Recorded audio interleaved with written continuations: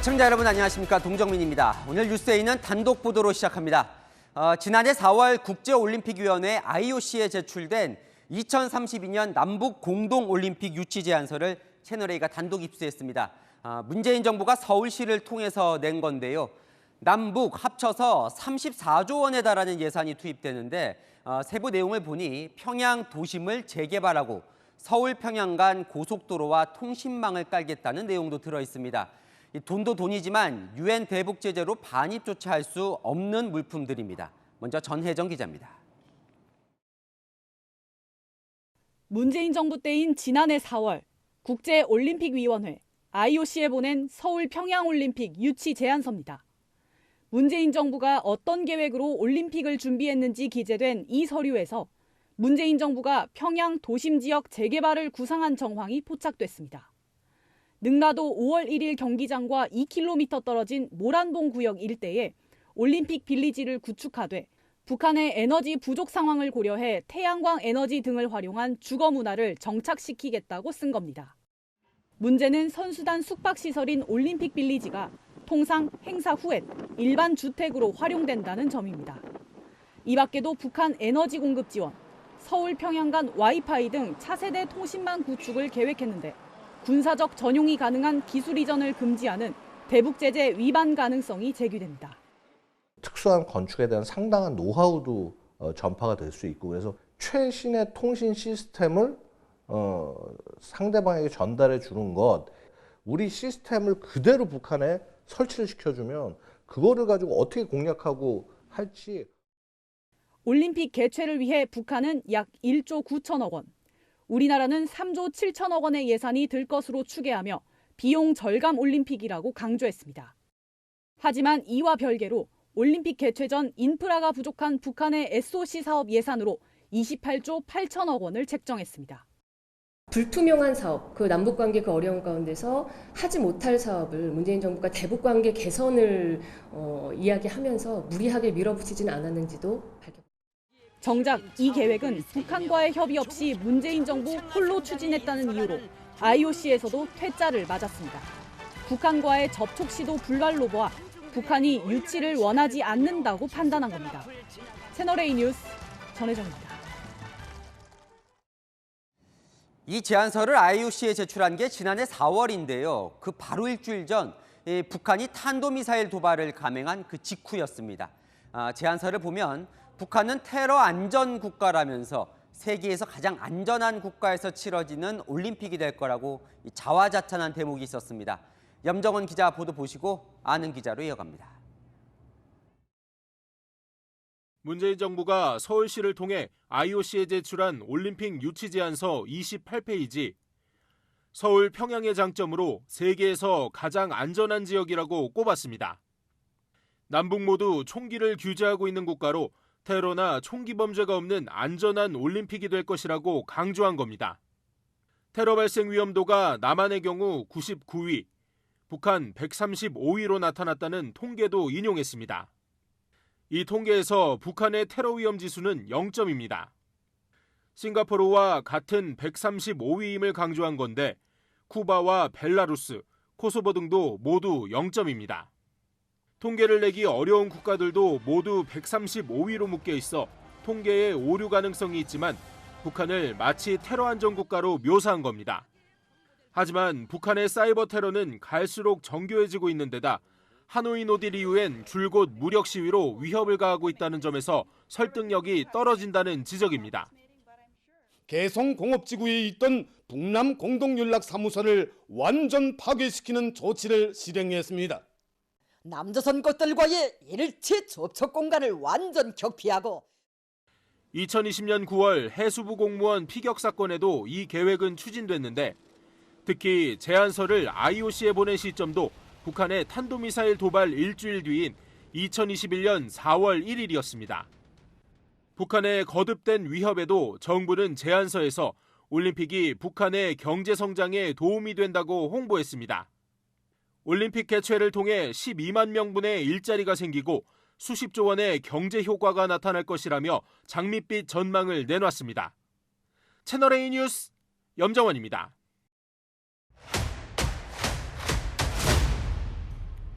아는 기자 아자 시작합니다. 외교안보 국제부 전혜정 기자 나왔습니다. 자, 전 기자가 입수한 건 서울시가 IOC에 제출하는 보고서인데요. 이 보고서 서울시가 냈지만 당시 정부 공식 의견으로 봐야겠죠. 네, 그렇습니다. 이 서울 평양올림픽은 남북 수장이 지난 2018년에 합의한 내용입니다. 그러다 보니 개최 도시는 서울시지만 청와대와 문화체육관광부 중심의 이른바 탑다운 방식으로 추진됐습니다.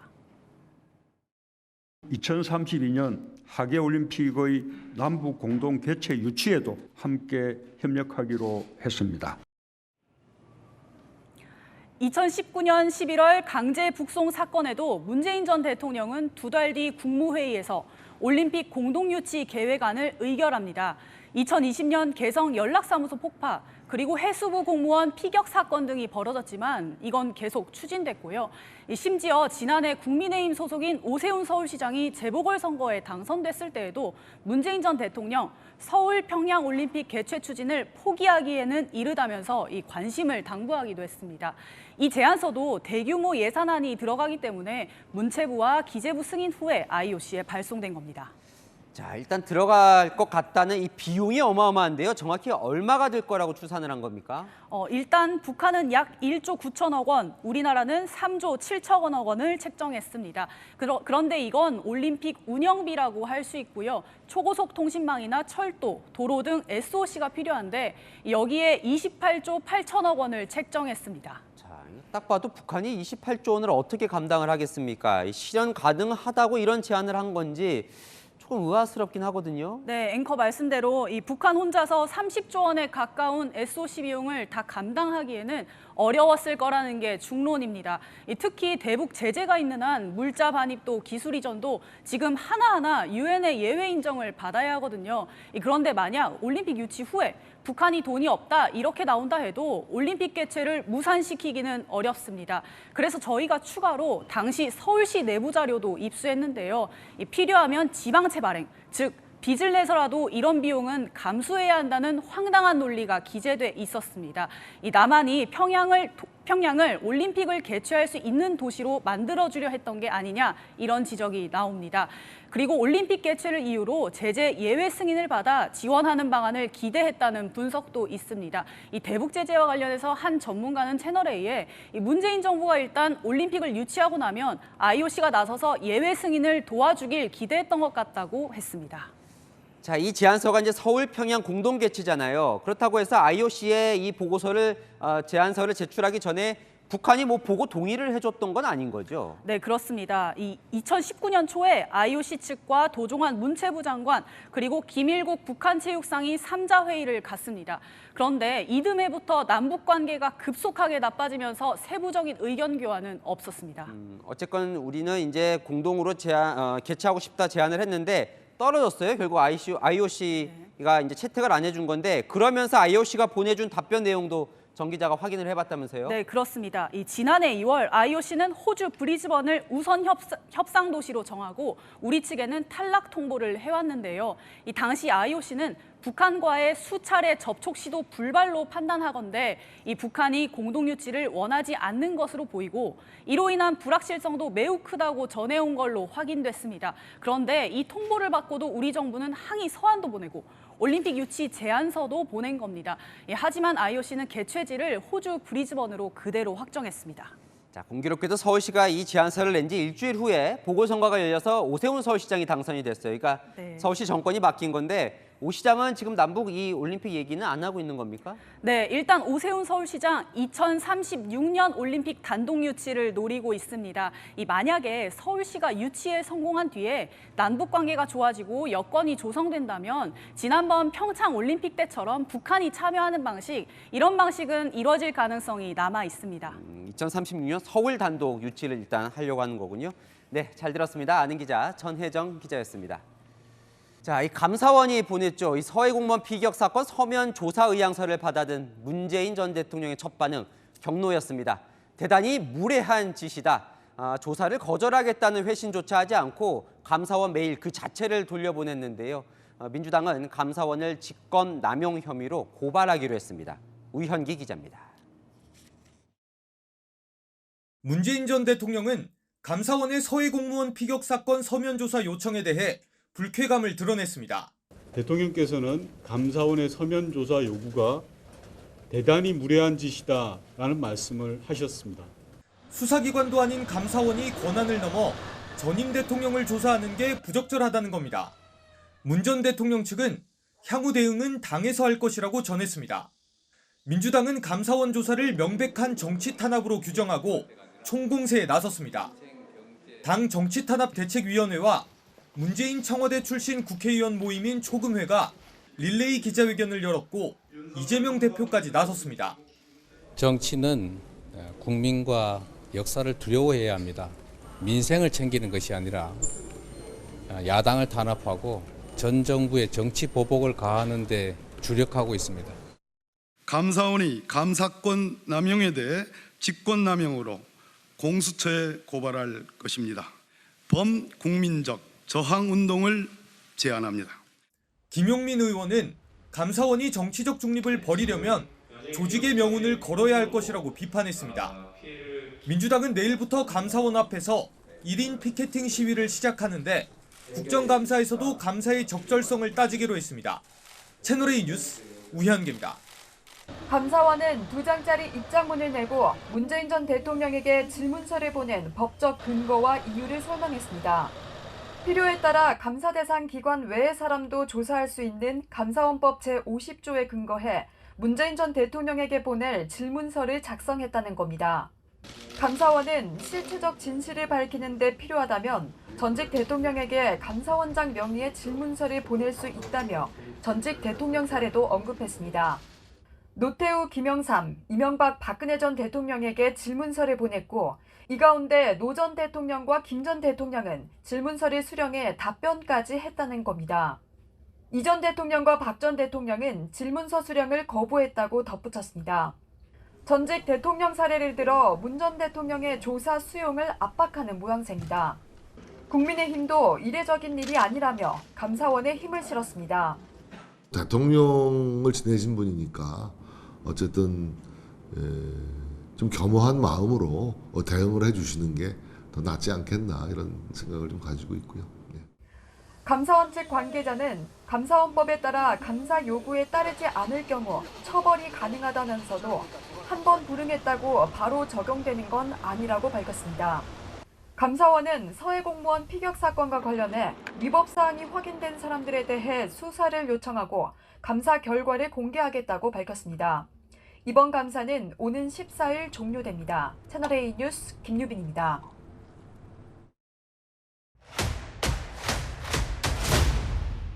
네, 아는 기자 하자 정치부 송찬욱 기자 나왔습니다. 방금 이제 김유빈 기자 보도 보셨습니다. 자, 이 서해 공무원 피살 사건 관련해서 감사원이 조사 메일을 보내자 문재인 전 대통령 반응이 무례하다는 거예요. 뭘 보냈길래 이런 불쾌한 반응이 나오는 겁니까? 네, 우선 이 물의 사전적 의미를 보면 태도나 말에 예의가 없음 뭐 이런 내용인데요.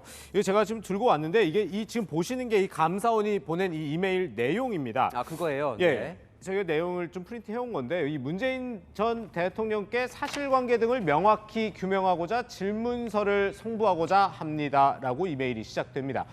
그러면서 수령할 경우 감사원 직원이 방문해 전달하려고 하니 전달받을 사람, 장소, 시간을 말씀해 달라고 했고 수령을 원하지 않으면 대통령께서 수령을 원하지 않으신다는 내용을 포함해 회신해주면 고맙겠습니다라고 돼 있습니다.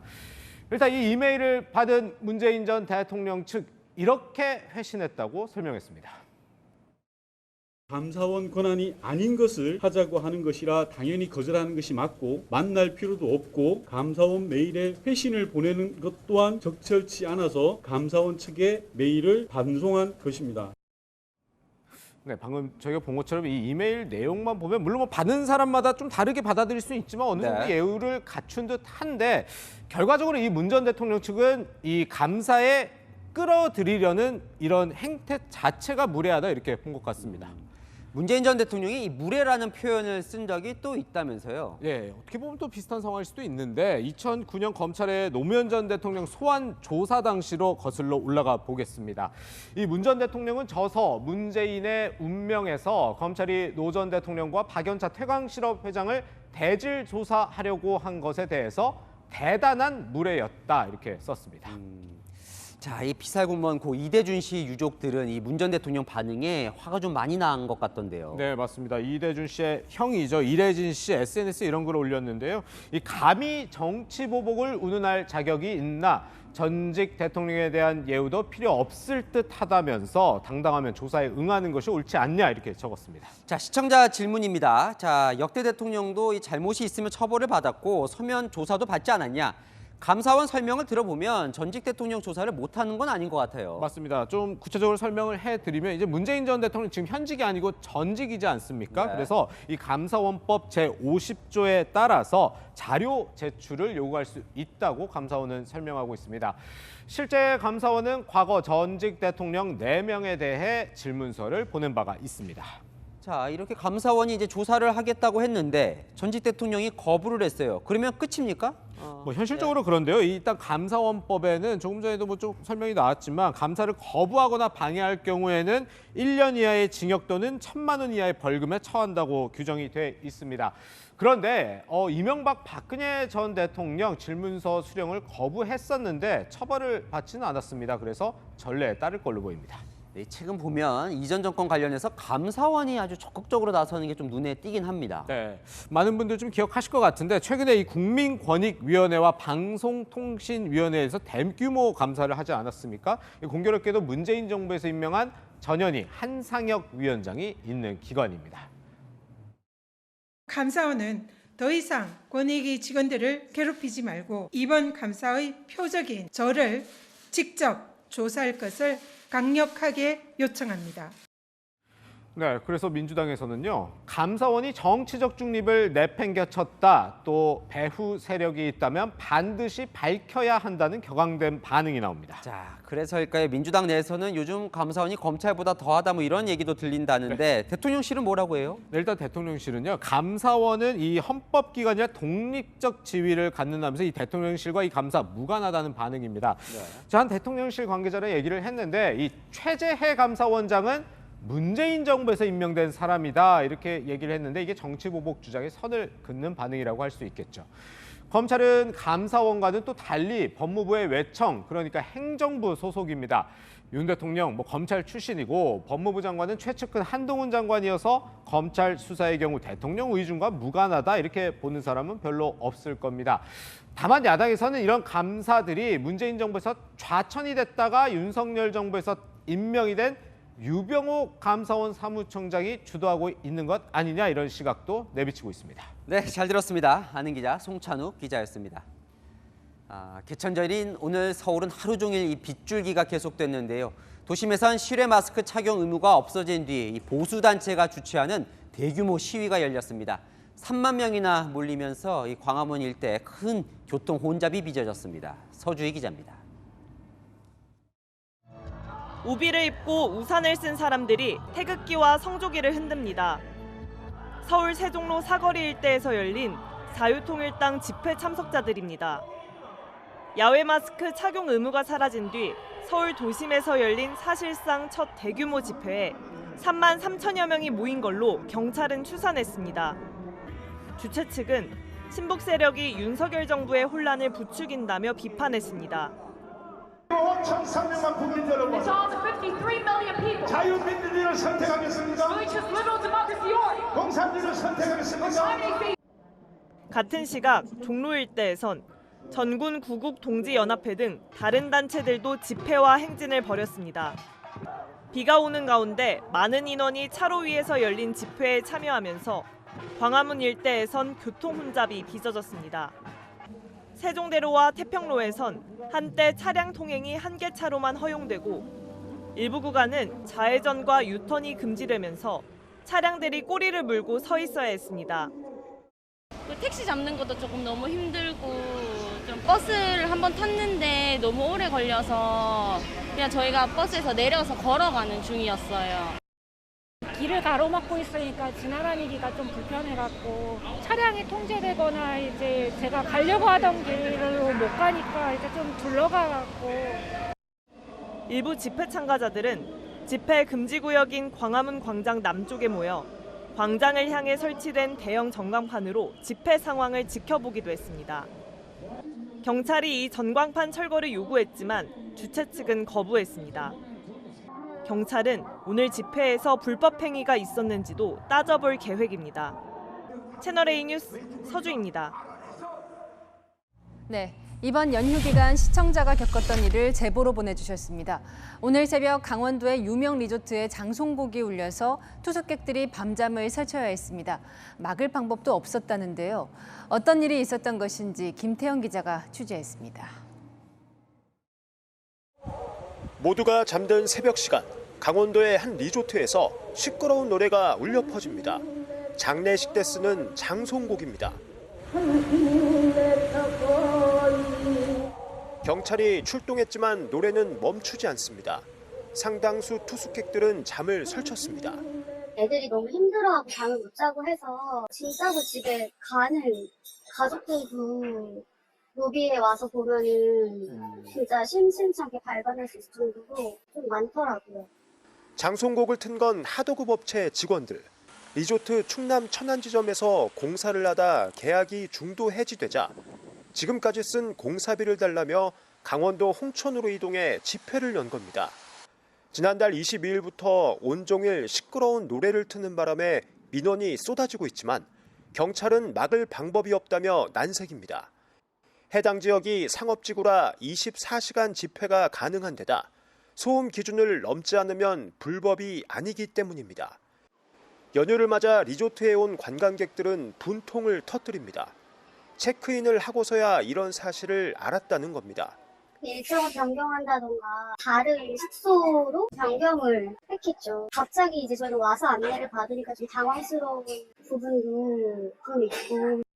리조트 측은 업체가 억지 주장으로 업무 방해를 하고 있다며 법적 대응을 진행 중이라고 해명했습니다. 고객들에겐 죄송하다면서도 보상 대책은 아직 결정된 게 없다고 덧붙였습니다. 채널A 뉴스 김태형입니다.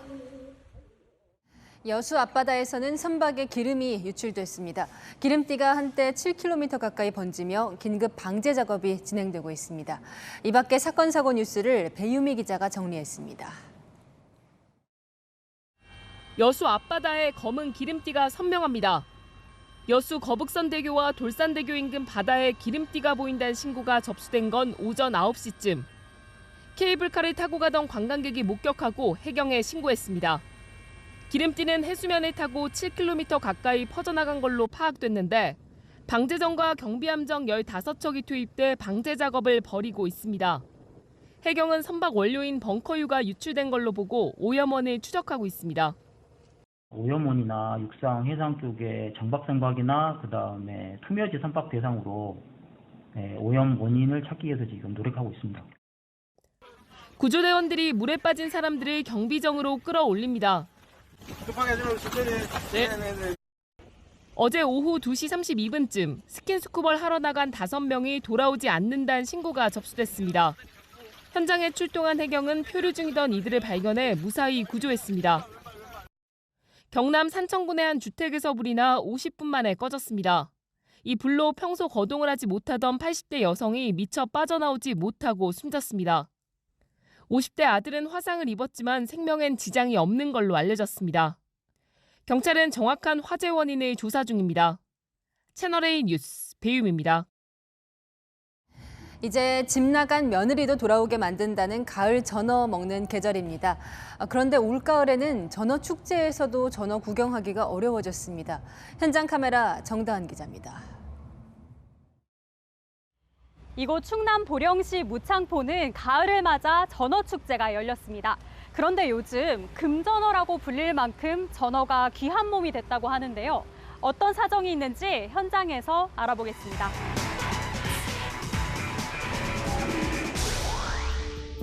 코로나19 여파 탓에 3년 만에 재개된 전어 축제.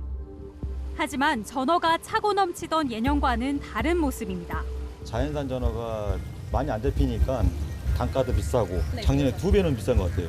그래서 우리가 전어를 갖다가 많이 넣지를 못해요.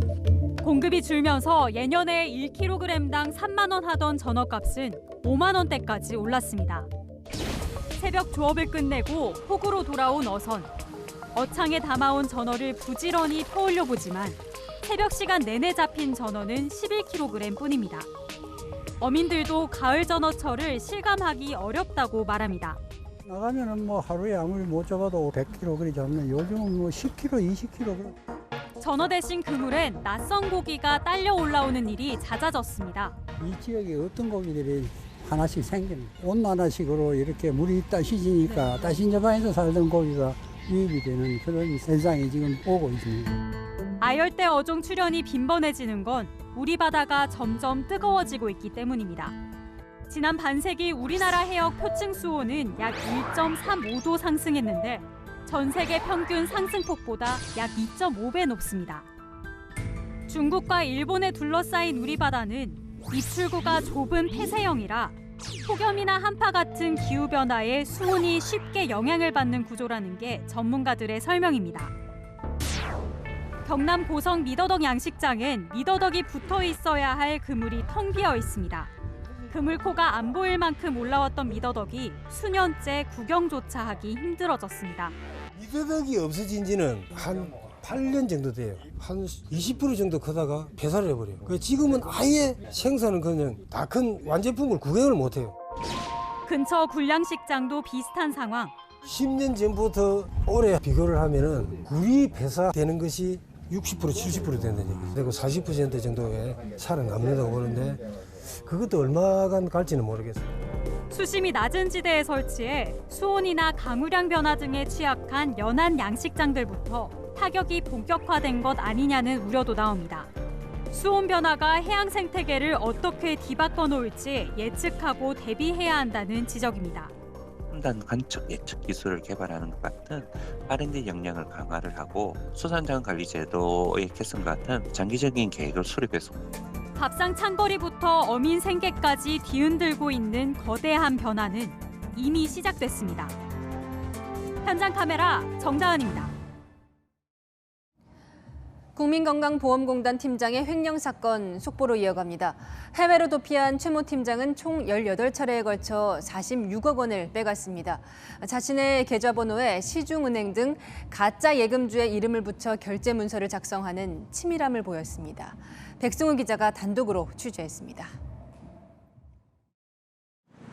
국민건강보험공단 재정관리실 최 모 팀장이 횡령한 돈은 무려 46억 원. 지난 4월 27일 1,000원으로 시작해 점점 횡령액을 키웠습니다.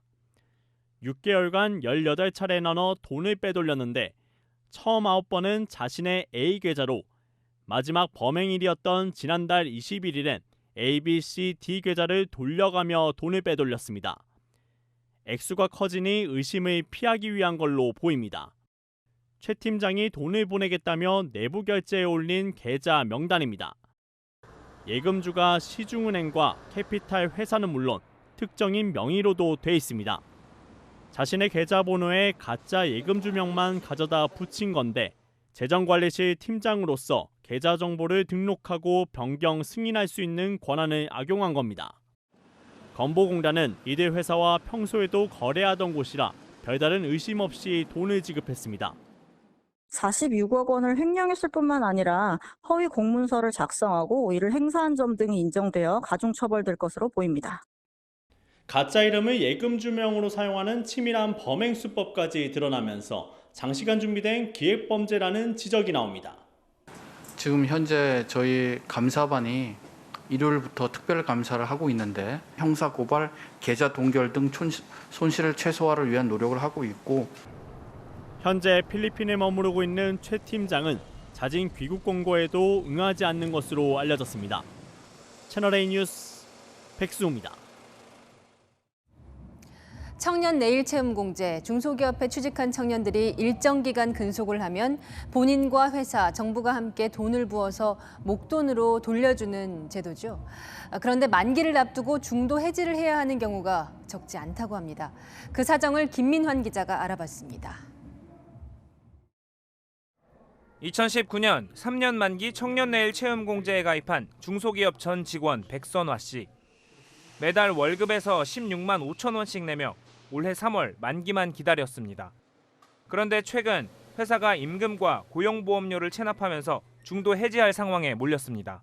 만기가 됐으면은 3천만 원을 받을 수가 있거든요. 근데 회사 임금 체불이랑 고용보험 체납 때문에 저희가 1,000만 원 받을까 말까 하는 상황이고, 부모님 대출금 상환에 쓸 돈이었습니다. 제가 도와주려고 했었는데 그게 안 돼가지고 진짜 손발이 막 떨리고 화가 나고 막. 만기를 몇 달 앞두고 권고사직을 통보한 뒤 중도 해지 손실을 보기 싫으면 만기까지 무보수로 일하라는 회사도 있습니다.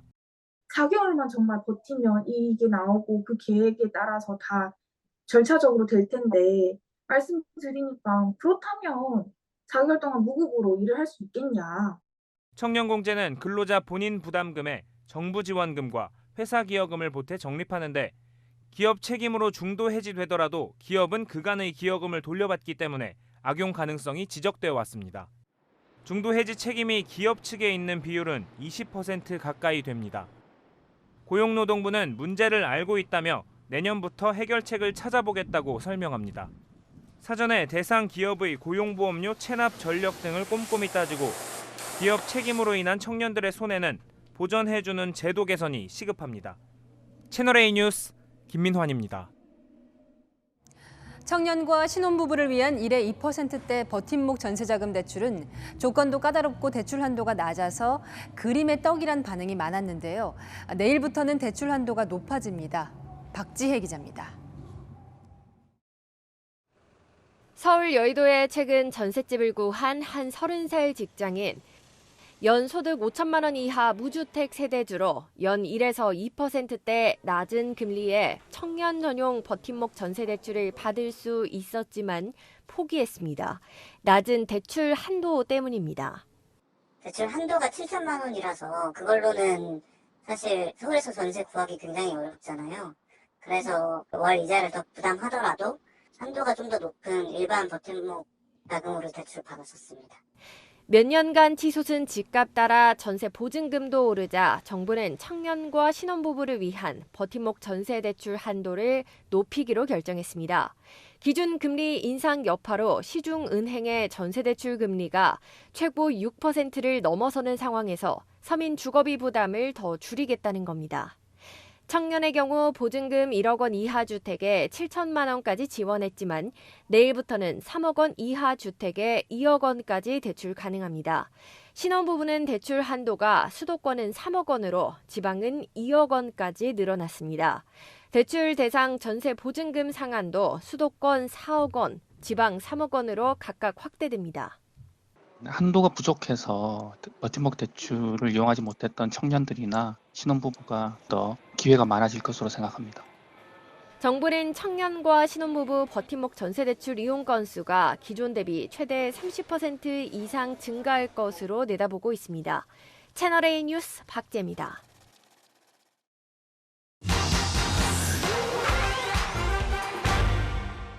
경로당에 가시는 어르신들을 위해서 이런 예산 삭감하면 안 된다. 그래서 비정한 예산 아니냐. 윤석열 정부가 경로당 지원 예산을 깎았다. 야당이 비판하고 있죠. 경로당 냉난방비와 쌀 구입에 쓸 돈까지 깎아 비정하다는 건데요. 정권 바뀌어도 되풀이되는 경로당 예산 논란 따져봅니다. 내년에 줄어드는 경로당 예산은 35억 원, 올해 예산의 5.1%가 깎입니다. 정부는 못 쓰고 안 써서 남은 이른바 불용 예산이라고 설명합니다. 지난 5년간 경로당 지원 예산 노란색이 남은 비율인데 매년 남았죠. 코로나19 이전엔 5% 이상, 코로나 확산으로 경로당을 닫은 지난 2년간은 10% 넘게 남았습니다. 정부는 평소 남는 만큼은 깎아도 문제가 안 된다고 판단했다는 건데요. 사실 경로당 지원 삭감, 정치권이 정부를 비판하는 단골 소재였습니다. 전액 삭감했습니다. 참으로 불효막심한 정권이고. 냉난방비, 또 전기료, 쌀과 냉온 정수기, 또 청소 도우미 이런 것 추가 지원을. 경로당 지원 사업 원래 정부가 아닌 지방자치단체가 맡아왔는데요. 재정 형편이 넉넉지 않은 지자체도 있다 보니 정부가 예산 일부를 지원하는 겁니다. 역대 정부에선 경로당 지원 예산 처음부터 깎은 채로 예산안을 짜왔는데요. 그러면 야당 중심으로 들고 일어나 불효 정권이라 비판하고 국회에서 예산을 되살려 수치적으로 홍보하는 상황 반복된 겁니다. 팩트맨 팀이 확인해보니 박근혜 정부 첫 해인 2013년부터 문재인 정부 첫 해인 2018년까지 중앙정부의 경로당 지원 예산 매년 통째로 삭감됐다가 국회 예산심사에서 부활하는 상황 되풀이 됐는데요. 정권이 교체되고 여야가 바뀌어도 공수만 바꿔 반복되는 논란, 언제까지 지켜봐야 할까요? 팩트맨이었습니다. 윤석열 정부가 정부 조직 개편을 추진합니다. 대선 공약대로 여성가족부를 폐지하고 재외동포청을 신설합니다. 민주당 반대를 감안해서 정부 출범 6개월째가 돼서야 확정했는데 이번 정기국회에서는 통과가 될까요? 정한희 기자가 단독 보도합니다. 정부와 여당이 정부 조직 개편을 추진합니다. 정부 조직 개편안에는 윤석열 대통령이 공약한 여성가족부 폐지와 재외동포청 신설이 포함됐습니다. 국가보훈처의 보훈부 승격도 개편안에 담겼습니다. 정부 조직 개편은 법을 고쳐야 하는 만큼 민주당의 협조가 필수적입니다. 당정은 이르면 이번 주부터 야당 설득 작업에 들어가고 조만간 의원 입법으로 정부 조직 개편안을 발의할 예정입니다. 조율이 되고 안이 나오면 민주당의 원내대표님께 설명드리고 의견을 구현하고 또 그 부분에 대한 것을 저희도 귀담아 들어야 된다고 생각하고 있습니다. 민주당이 반대하고 있는 여가부 폐지가 핵심 쟁점이 될 전망입니다. 정진석 국민의힘 비대위원장은 기능 자체를 없애는 건 아니라면서 반대를 위한 반대가 되지 않게 기능을 분배할 것이라고 말했습니다. 공약대로 여가부는 폐지하되 주요 기능은 보건복지부와 고용노동부로 분산하는 방안이 유력합니다. 채널A 뉴스 정한입니다. 쌀 강제 매입법, 노란봉투법 등 정책에 속도를 내고 있는 이재명 민주당 대표가 이번엔 공공의대 신설을 밀어붙일 계획입니다. 의료계 반대로 지난 정부 때 무산이 됐던 정책인데요. 자세한 내용은 유주은 기자가 전해드립니다. 더불어민주당이 2년 전 무산됐던 공공보건의료대학 설립을 재추진합니다. 김성환 민주당 정책위 의장은 채널A와의 통화에서 기존 법안을 활용해 구체적인 공공의대 신설 방안을 마련할 것이라며 정기국회 때 처리가 가능하다고 밝혔습니다. 문재인 정부 때 대국민 공공의료 서비스를 확충하고 의료 취약 지역의 여건을 개선하기 위해 공공의대 설립이 추진됐지만 의대 신설이 의료의 질을 떨어뜨린다는 의료계 반대로 무산된 바 있습니다. 의료계 반발을 감안해 의대 정원을 늘리지 않고 폐교된 서남대 의대 정원 49명을 공공의대로 활용하는 방안이 우선 검토되고 있습니다. 민주당이 쌀 강제 매입법과 노란봉투법에 이어 공공의대 신설 문제를 들고 나온 데는 이재명 대표의 의중이 반영된 것으로 알려졌습니다. 현장의 의료 인력은 엄청나게 부족하고 특히 지방 공공의료 인력은 말할 것도 없는데 특별한 문제가 아니면 좀 서두를 필요가 있지 않을까 싶은데요. 민주당 관계자는 이 대표가 정책을 통해 기득권 세력과 본격적으로 각을 세울 것이라며 틈을 주지 않고 속도전으로 밀어붙일 것이라고 설명했습니다. 정부 여당이 합리적 대안 없이 반대할 경우 민주당만이라도 법안을 강행 처리하겠다는 구상입니다. 정치권 일각에서는 사법 리스크로 수세에 몰린 이 대표가 적극적인 좌클릭 행보로 지지층 결집에 나선 것이라는 해석도 나옵니다. 채널A 뉴스 유주은입니다.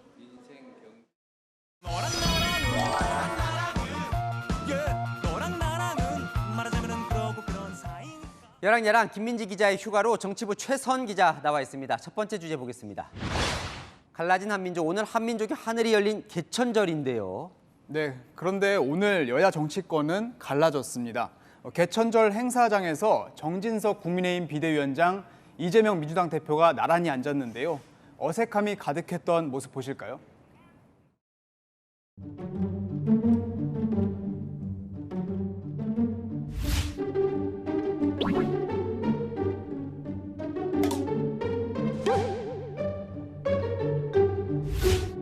홍익인간과 제세 이화의 정신으로 대한민국은 더욱 새롭게, 세상은 더욱 이롭게 새로운 시대를 열어가야 합니다. 자, 이 홍익인가 널리 세상을 이롭게 한다는 뜻인데 국민 편하게 하는 게 결국 정치의 역할이죠. 네, 하지만 여야가 내놓은 개천절 논평엔 상대를 향한 가시로 가득 찼는데요. 국민의힘은 지혜를 모으기도 부족한 시간이지만 야당은 여전히 당리당략을 위한 국정 회방에 여념이 없다고 꼬집었고요. 민주당도 국민을 이롭게 하는 대통령이 되시길 바란다며 하루하루가 걱정스러운데 대통령은 매일 변명을 늘어놓고 있다고 지적했습니다. 오늘 열린 고위 당정협의회 자리 역시 야당 공세를 막아내기 위한 결의대회가 됐습니다. 국정감사에서 야당의 공세가 또 그 어느 때보다 심할 것으로 생각이 듭니다. 근거 없는 정략적인 공세에 대해서는 내각과 여권도 모두 단호하게 대응해 주길 바랍니다. 저희뿐만 아니고 국민 모두가 막아야 되지 않을까. 개천절이라고 화합과는 거리가 좀 먼 것 같은데 내일 국정감사가 시작이 돼요. 더 갈라지겠죠, 그럼. 네, 정의당의 개천절 논평 한번 볼까요? 정권 탓, 전 정권 탓, 언론 탓, 국민 탓, 남 탓. 이 싸움 속에 국민과 민생은 없다며 국민의힘과 민주당을 모두 비판했습니다. 정치권이 화합하는 날은 언제쯤 올 수 있을까요? 자, 다음 주제 보겠습니다. 뒤늦은 필적 조사 김건희 여사, 누구 필적을 조사한 걸까요? 네, 김건희 여사의 박사학위 논문을 심사했던 위원들입니다. 총 5명인데요. 민주당 출신의 무소속 민영배 의원이 어제 김 여사 논문의 심사위원 서명이 한 사람의 것으로 추정된다고 주장했습니다. 그 근거로 5명의 서명을 필적 감정한 결과를 제시했는데요. 초성, 시옷, 히읗, 지읒을 보면 작성 각도가 비슷하다는 겁니다. 그러니까 5명이 서명을 했다고 했지만 실제로는 한 명이 이름만 바꿔서 다 쓴 거다, 이런 의혹이군요. 네, 이 의혹은 지난해 윤석열 대통령이 대선 출마 선언한 직후에 제기됐던 의혹들인데요. 민영배 의원이 다시 꺼내든 거죠. 교육부는 한 사람이 쓴 게 맞다고 했습니다. 조교가 심사위원들 이름을 다 작성한 건 맞지만 심사위원들이 이름 옆에 직접 도장을 찍었기 때문에 절차상 문제가 없다고 밝혔습니다. 그러니까 교육부 얘기는 이름은 꼭 본인이 안 써도 된다. 왜냐하면 옆에 있는 도장이 중요하기 때문에 이런 내용이네요. 네, 편의를 위해 조교가 미리 적어둔 것일 뿐이고 심사위원 이름을 타이핑하는 것도 일반적이라면서 교육부가 이렇게 다른 논문 사례를 들기도 했죠. 대통령실은 이전 정부 교육부에서 아무 하자가 없다고 판단했다며 마치 새로운 논란이 있는 것처럼 보도된 것에 유감을 표했습니다. 자, 국민대는 이제 논문 표절이 문제가 없다, 이런 결론을 냈는데 야당은 계속 문제를 삼으려는 것 같아요. 네, 김 여사의 논문 표절 의혹은 내일부터 시작되는 국정감사에서도 다뤄질 전망인데요. 새로운 의혹은 제기하되 같은 의혹만 되풀이하는 도돌이표 논쟁은 자제하는 게 어떨까요? 네, 여든 야든 마찬가지죠. 네, 여랑야랑이었습니다. 서울 지하철 요금이 8년째 동결입니다. 적자가 그런데 무려 1조 원입니다. 지하철 요금 인상이 우려되는 상황. 서울교통공사는 역사 안에 밀키트 파는 가게도 들이고 역사 이름도 팔고 안간힘을 쓰고 있습니다. 장하얀 기자입니다. 서울 지하철 5호선 역사에 냉장고들이 놓였습니다. 2달 전 입점한 무인 밀키트 판매점입니다. 주거 지역과 가까운 곳 위주로 5개의 역에 입점했습니다. 6호선 지하철역엔 커다란 물품 보관소가 생겼습니다. 지하 상가에 비어있는 공간을 시민들이 물건을 보관할 수 있는 개인 창고로 바꾼 겁니다. 작은 건 월 7만 9천 원을 내면 자유롭게 이용할 수 있습니다. 학교와 사무실이 몰려있는 역엔 무인 인쇄소가 들어섰습니다. 서울교통공사가 자투리 공간까지 활용하며 수익 다각화에 나선 건 만성 적자 때문입니다. 코로나 이전인 지난 2019년 5,900억 원이었던 당기 순손실은 올해 1조 원을 넘길 전망입니다. 역 이름 판매에도 적극 나서고 있습니다. 이번 달부터 여의도역은 신한투자증권역으로 함께 불립니다. 역사 곳곳에도 같이 표기돼 있습니다. 서울교통공사는 지난 6월 지하철역 50개 이름을 팔겠다며 입찰에 붙여 정형외과, 안과, 화장품 기업, 시중은행, 저축은행 등 18곳에 판매했습니다. 공공의 장소인데 이제 그 옆에 광고성으로 이제 이름이 붙으니까 이제 좀 되게 아쉬운 것 같아요. 적자를 줄이려면 8년째 동결해온 지하철 요금을 올려야 하지만 고물가에 시민 부담이 큽니다. 요금이 기본 원가에 미치지 못하는 부분이 이제 가장 크겠죠. 근데 요금 인상이나 이런 부분은 여러 가지 정책이라든지 또 대선의 삶과 관계되니까 그런 부분 쉽지 않은 것 같고. 천만 서울 시민의 말인 지하철. 변신에 변신을 꾀하며 다양한 수익 사업에 눈을 돌리고 있습니다. 채널A 뉴스 장하연입니다.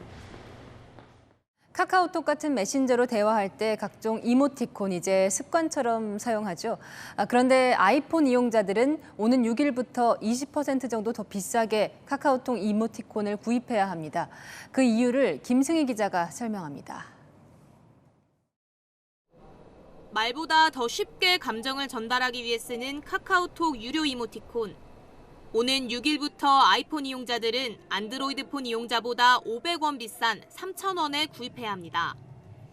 애플이 우리나라를 비롯해 일본, 유로화 사용국 등에서 앱스토어 구매 가격을 올리겠다고 발표했기 때문입니다. 애플은 앱 콘텐츠 가격을 87개 가격 등급으로 나누는데 각 등급의 가격을 20% 넘게 인상한 겁니다. 크래프톤의 모바일 게임 뉴스테이트 등 일부 게임도 가격 인상에 직격탄을 맞았습니다. 넷마블의 리니지2 레볼루션은 애플의 가격 인상에 맞춰 안드로이드용 가격까지 올렸습니다. 이용자 형평성을 고려해 상품 가격 차이가 나지 않게 했단 겁니다. 카카오는 모바일이 아니라 PC로 결제하면 인상 전 가격에 살 수 있다고 설명했지만 소비자들의 반응은 차갑습니다. 모바일이 워낙 잘 되어 있다 보니까 따로 PC 로그인을 하는 경우가 거의 없거든요. 가격이 PC에서는 동일하다고 해도 실제로 그렇게까지 사용을 하는 게 많을까?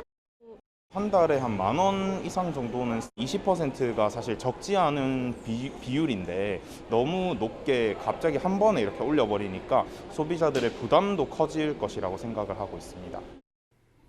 지난 4월 구글이 앱 개발자에게 30% 통행세를 떼가며 소비자가 부담을 떠하는 데 이어 애플마저 가격 인상을 발표한 상황. 빅테크 공룡들의 배불리기에 소비자들의 지갑만 얇아지고 있습니다. 채널A 뉴스 김승희입니다. 블록체인 사업가가 자화상으로 유명한 세계적인 화가 프리다 칼로의 미술 작품을 불태워서 논란입니다. 디지털화한 NFT로 판매하면 된다는 건데 진품이라면 143억 원짜리 작품을 태운 겁니다. 김윤수 기자입니다. 중무장한 경호원의 호의를 받으며 전달되는 검은색 가방. 멕시코 유명 화가 프리다 칼로의 1944년작 채색 소묘 작품 불길한 유령들이 모습을 드러냅니다. 생전 프리다 칼로가 일기장에 그렸던 이 그림의 가격은 $10,000,000, 우리 돈 143억 원에 달합니다. 하지만 그림을 감상하기는커녕 칵테일 잔에 올려놓은 채 불을 붙여 순식간에 태워버렸습니다. 미술품 수집가 마르틴 모바라크가 그림을 대체 불가 토큰 NFT 형태로 판매하겠다며 디지털화한 뒤 소각시킨 겁니다. We're having a great event. We're going to unveil an NFT based on the work of famous painter Frida Kahlo. 이 작품의 디지털 버전은 10,000개의 NFT로 만들었는데 한 개당 암호화폐인 이더리움 3개, 약 570만 원에 판매할 계획입니다. 다만 소각된 작품이 진품인지 실제 그 값어치가 어느 정도인지에 대해선 미술계의 의견이 분분해 논란이 이어지고 있습니다. 프리다 칼로의 조국인 멕시코 당국은 문화재 훼손 범죄에 해당한다며 사건을 조사 중이라고 밝혔습니다. 스페인의 한 과학축제 현장, 한 남성이 드럼통에 달려있던 줄을 잡아당기자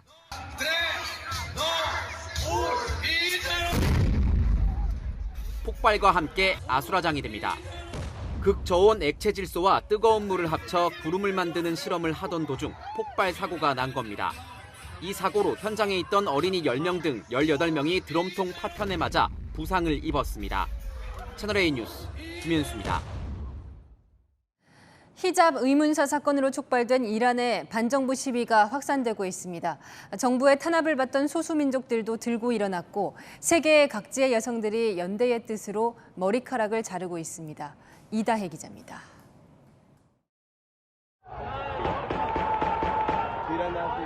시위 도중 총성이 울리자 현장은 아수라장이 됐습니다. 경찰서 건물은 불타오르고 일대는 검은 연기에 휩싸였습니다. 지난달 30일 이란 남동부 소수민족 지역인 시스탄 발루치스탄주의 주도 자헤단에서 무장 시위대가 경찰서를 습격해 19명이 숨지고 20명이 부상을 입었다고 이란 국영 IRNA 통신 등이 보도했습니다. 보도에 따르면 사망자 중엔 정부 위의 정부로 불리는 혁명수비대 간부도 포함된 것으로 알려졌습니다. 시스탄 발루치스탄주는 대다수 주민이 수니파인 발루치족으로 시아파가 주를 이루는 이란 정부의 탄압을 받아온 곳입니다. 이번 시위도 발루치족 10대 소녀가 현지 경찰서장에게 성폭행당했다는 의혹에서 촉발된 것으로 알려졌습니다.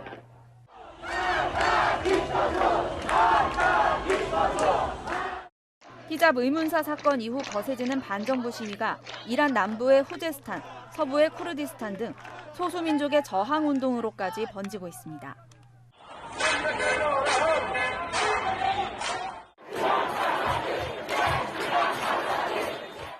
세계 각지의 여성들도 히잡 시위에 대한 동참의 의미로 머리카락을 자르고 연대의 뜻을 나타내고 있습니다. It's nothing compared to all the people in Iran that are facing every day. I just want to, I don't know, support them.